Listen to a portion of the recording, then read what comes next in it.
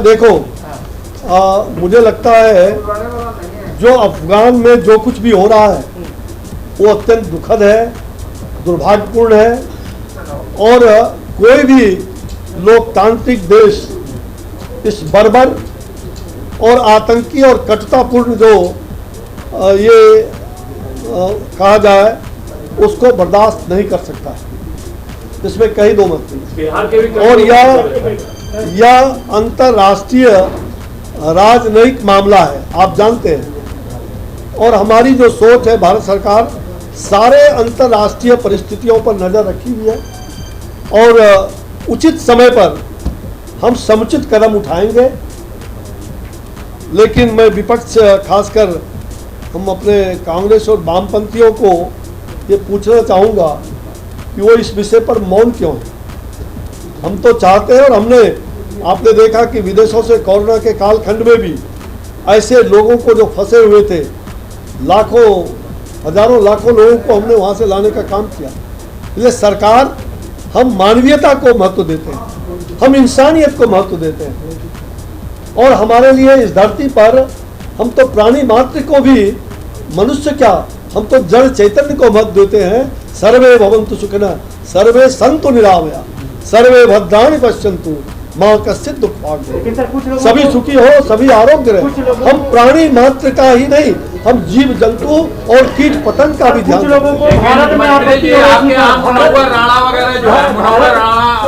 सब लोग आपके यहाँ सुखी नहीं थे, क्या उनको तालिबान भेजवाइएगा? क्या असहिष्णु शब्द का इस्तेमाल किया जा रहा था। भारत में रहने पर आपत्ति थी कुछ लोगों को, भारत का माहौल ठीक नहीं लग रहा था। ये सवाल 45 भाई साहब कहाँ से लाएंगे सर? 122 तक, 24 तक 2024 जो हम चाहते हैं उसको करके दिखाते हैं। अब अभी मैं क्या कहा, अभी 2024 तक, अभी तो प्रधानमंत्री जी ने 15 अगस्त को घोषणा किया है और उसकी तैयारी हम लोग कर रहे हैं, और तैयारी करेंगे, आपको बताएंगे, समय समय पर बताते रहेंगे कैसे लाएंगे, कैसे करेंगे, इसकी पूरी योजना आपको बताई जाएगी। जेडी हो और जेडी हो, सब राष्ट्र संसद की बात कर रहे हैं सर, क्या आपत्ति है? प्रधानमंत्री से मिलने का समय भी मुख्यमंत्री ने मांगा है। 2 सप्ताह बीत गया है, लेकिन भाई देखो, ये हमारे शीर्ष नेतृत्व का विषय है, और शीर्ष नेतृत्व दोनों ही दल के, हमारे भाजपा के और जनता दल, ये मिल बैठ करके विचार कर लेंगे, और इसका जो भी अंतिम निर्णय होगा हम सब लोगों को मान्य होगा, और इसलिए इसमें कहीं कोई हाय तौबा करने की जरूरत नहीं है। हमारा उद्देश्य है, प्रधानमंत्री जी का आप जानते हैं, सबका साथ, सबका विकास, सबका विश्वास। हमको कोई भी हमारे लिए हमने कहीं भी किसी जाति धर्म का स्थान नहीं दिया है हमारे दल ने, और हम इस विषय पर हम शीर्ष नेतृत्व, हमारे दोनों ही पार्टी के शीर्ष नेतृत्व बैठ करके और अंतिम निर्णय। जनसंख्या नियंत्रण पर कानून बनाने की जरूरत है। भाई देखिए, जनसंख्या नियंत्रण ये आवश्यक है, इसमें कहीं दो मत नहीं, ये सभी महसूस करते हैं, और इसके लिए भारत सरकार ने स्वास्थ्य मंत्रालय के माध्यम से हमने बहुत सारी चीज़ों की उपलब्धि भी, और हमने निश्चित रूप से उस दिशा में कदम जो उठाए हैं, हमें उसका लाभ भी मिला है, और सरकार गंभीर है, केंद्र सरकार इस पर सदैव शुरू से व्यवहार रही है, और जनसंख्या को नियंत्रित करना यह हमारा महत्वपूर्ण है। और मुझे लगता है सभी जाति धर्म में कोई भी संप्रदाय या जाति के और धर्म का, सबके लिए आवश्यक है कि हम जनसंख्या को कम करें, और जनसंख्या को कम करने पर बल देने के लिए सरकार किस संकल्पित है। आगे जो कुछ भी निर्णय होगा वो केंद्र सरकार विचार करके उसका निर्णय। यूपी लॉ कमीशन ने कल रिपोर्ट सौंपी है जनसंख्या नियंत्रण पर, क्या लगता है बिहार में भी इसकी जरूरत है सर? क्योंकि जेडीयू और आरजेडी के कहना है कि इसकी जरूरत अभी बिहार में नहीं, सिर्फ जागरूकता से। भाई देखो, राज्य सरकार अपने अपने ढंग से विषय को सोचती है, कब किसको कहाँ कब लाना है, कैसे लाना है, ये राज्य का भी, सरकार का अपना सोच होता है। अब उत्तर प्रदेश ने लाया, कल होके राज्य सरकार, बिहार सरकार उस पर विचार करेगी, क्या अच्छा क्या बुरा, कितना लाना, कब लाना, ये राज्यों का विषय है। इसलिए इसमें मेरा कोई हस्तक्षेप हम लोगों का नहीं है, लेकिन ये सभी लोग चिंतित हैं कि जनसंख्या हमारे जो बढ़ रही है, इसके लिए कोई भी राज्य या कोई भी सरकार जनसंख्या को बढ़ाने के लक्ष्य में नहीं, सभी चाहती है कि जनसंख्या को नियंत्रित किया जाए और जनसंख्या हमारे लिए जो हम कह सकते हैं वो वरदान नहीं, एक वाले कचरे होते हैं जिस कचरे से पूरा डंप हो जाता है पूरे शहर के नाले, और उसको रोकने के लिए 30 सितंबर 21 प्लास्टिक कैरी बैग की मिठाई 50 माइक्रोन से बढ़ाकर 75 माइक्रोन और 31 दिसंबर 22 फेज वाइज जो है 120 माइक्रोन हमने उसकी करने का सरकार का निर्णय है। मोटाई में इस वृद्धि के कारण जो प्लास्टिक कैरी होता है उसका दोबारा उपयोग भी संभव होगा, ऐसा सरकार ने उसके लिए व्यवस्था किया है।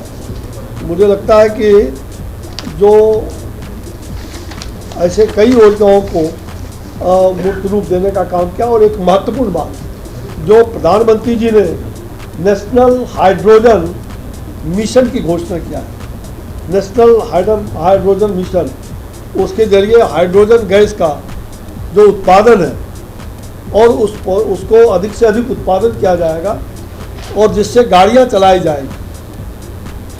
यह बजट 2021 में राष्ट्रीय हाइड्रोजन मिशन का जिक्र इसमें किया गया था, उसकी घोषणा प्रधानमंत्री जी ने प्राचीन लाल किला से 15 अगस्त को किया है। हाइड्रोजन फ्यूल के इस्तेमाल से जो डीजल और पेट्रोल उसका इस्तेमाल भी घटेगा और साथ साथ कच्चे तेल के जो आयात पर निर्भरता हमारी घटेगी। ये हमारा एक बहुत बड़ी कह सकते हैं महत्वपूर्ण उपलब्धि होगी। हाइड्रोजन फ्यूल के इस्तेमाल से जहां डीजल पेट्रोल का इस्तेमाल घटेगा और कच्चे तेल के आयात पर भी निर्भरता घटेगी, मैंने पहले कहा, और इसका एक बड़ा फ़ायदा होगा कि प्रदूषण पर लगाम लगाने में बहुत बड़ी मदद मिलेगी। इससे एक हम कह सकते हैं कि ग्रीन इको हमारी जो सिस्टम है उसको बल प्रदान होगा और हम ग्रीन रिवोल्यूशन की ओर आगे बढ़ेंगे। हाइड्रोजन गैस के को कंप्रेस्ड करके नेचुरल गैस में भी मिलाकर इसका इस्तेमाल किया जाएगा। ये हमारी जो सरकार ने ये निर्णय लिया है तो 32 बात यहाँ है और इसको कंजर्वेशन एश्योर्ड टाइगर स्टैंडर्ड, जो conservation assured tiger standards CATS कहते हैं, उसका मान्यता भी प्रदान हो गया है। ये पहली बार जुलाई में वाल्मीकि नगर को, इसके साथ और भी अन्य केंद्र सरकार ने कई राज्यों को, तो इस जो साथ साथ ये जो कैंपा है जो हम वृक्ष लगाते हैं, पौधे लगाने का काम जो करते हैं, वृक्ष लगाओ वृक्ष बचाओ और उसके साथ प्रकृति और सृष्टि बचाना, ये हमारा धर्म है, कर्म है। तो कितने वृक्ष लगाए जा रहे हैं सर? जंगली वृक्ष लगाए जा रहे हैं, महुआ आम लगता है रोड के किनारे। नहीं, हमने हमारी सरकार ने बल दिया है कि हम ऐसे वृक्षों को निश्चित रूप से लगाएंगे जहां फलदार वृक्ष भी हो, ऐसे वृक्ष हो जो भारत के माटी के अनुकूल, और हमने उसको ऑक्सीजन, जिससे अधिक से अधिक मात्रा में ऑक्सीजन मिल सकता है, हम लोगों ने वैसा प्रयास किया है और हमारी सरकार पिछले वर्षों से लगातार संकल्पित है और हम वैसे वृक्षों को ही प्रायोरिटी दे रहे हैं। नेशनल क्लीन एयर प्रोग्राम के तहत बिहार में मुजफ्फरपुर, पटना और गया में वायु प्रदूषण कम करने के लिए एक सिटी स्पेसिफिक एक्शन प्लान तैयार किया गया है, जिसके तहत कार्य किया जा रहा है और अन्य शहरों को भी हम फेज वाइज इसको करने का सोचा गया है। राज्य सरकारों का जो यहाँ से आया है, हमने उसको ग्रीन सिग्नल दिया है। वायु प्रदूषण की नियमित मॉनिटरिंग भी वायु प्रदूषण को रोकने के लिए वो जनभागीदारी के द्वारा ही हम उसको कर सकते हैं। आप सभी जानते हैं, चाहे वो कोई प्रदूषण हो, वायु हो, ध्वनि हो या किसी प्रकार के प्रदूषण को मुक्ति के लिए हमें जनता की सहभागिता सुनिश्चित है, जन सहभागीदारी।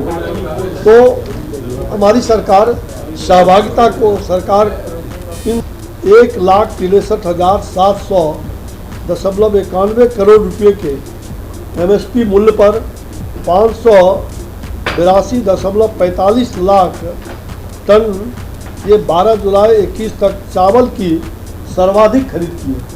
ये गेहूं का पहले मैंने कहा और बाद में चावल का।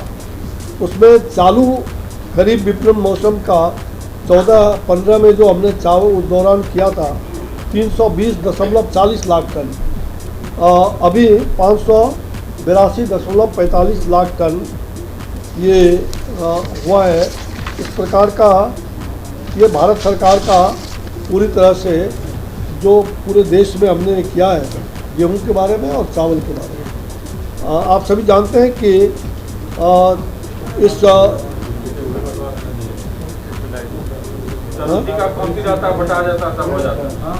वो भाई कुलदीप जी इसके लिखित वाली कॉपी को जल्दी यहाँ से कहिए बंटवा दें ये जो टाइप, ताकि ये फिगर मुझे बोलने की जरूरत न पड़े। फिगर मिला कई बार कंफ्यूजन हो जाता है, हम बोलेंगे कुछ और छप जाएगा कुछ, तो वो फिगर बनवा।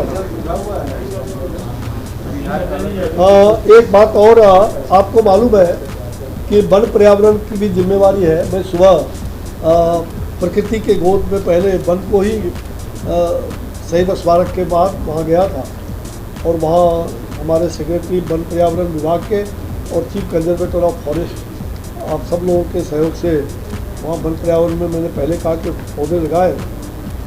यहाँ भी मैंने देखा कि बाघ इस जंगल में भी है, इस चिड़ियाखाने में भी, और सिंह भी है।